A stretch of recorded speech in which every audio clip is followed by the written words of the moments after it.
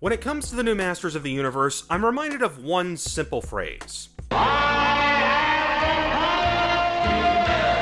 No, not that one. Until we meet again! Try again.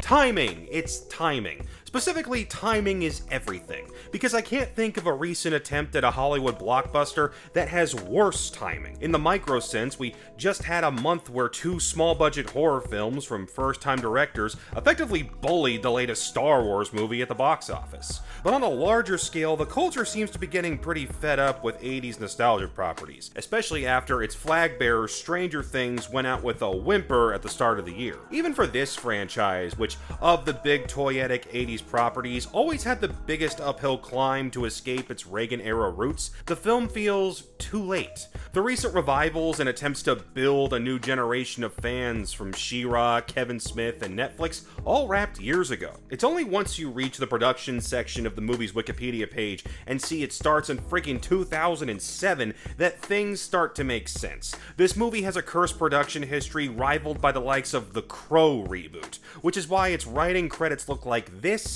why a few of its credited writers were attached to the project at least 5 years before Amazon MGM finally bought the film rights, and why its reported budget has ballooned to roughly $200 million. And it's why watching it feels like every successful fantasy sci-fi film of the last 20 years got thrown into a blender. You've got the straightforwardness and pomp of the original Thor, the bright colors and heavy metal needle drops of Ragnarok, the embracing of silliness from that pretty good Dungeons & Dragons movie, and the self-referential humor of pretty much everything else.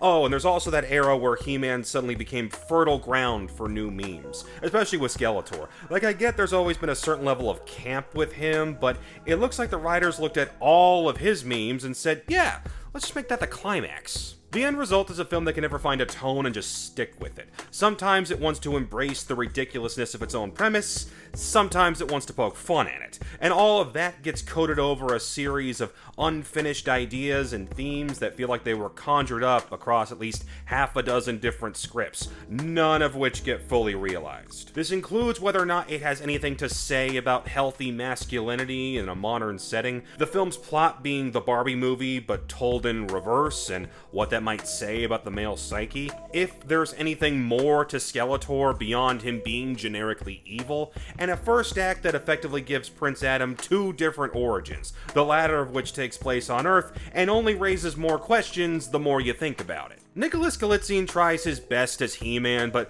the movie can't decide if he's a fish out of water, the most competent one in the room, or the ultimate Masters of the Universe fanboy at any given time. Oh, and the movie's solution to hide the fact that he's jacked the entire movie is to make him wear baggy clothes when he's just Adam, which kind of feels lazy. Camila Mendes gets pretty much nothing to do as Teela, same with Kristen Wiig voicing Roboto. I like Alison Brie as an actress, but her line delivery feels ripped out of the bad season of Community, and it's criminal just how little we get of Battle Cat and how janky his CGI is the few times he's actually on screen. Idris Elba is, unsurprisingly, the highlight, playing Man of War as a mix between a girl dad trying his best and a veteran trying to mask his survivor guilt with drinking. And as much as I hate to admit it, Jared Leto manages to hit just the right note as Skeletor. Though, given the costume and voice modulation, they could have gotten away with just having Mark Hamill dub over a stunt actor.